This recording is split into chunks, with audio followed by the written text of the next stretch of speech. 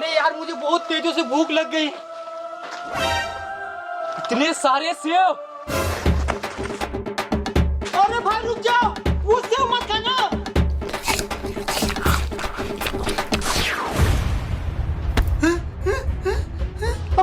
अबे हम इतने छोटे कैसे हो गए?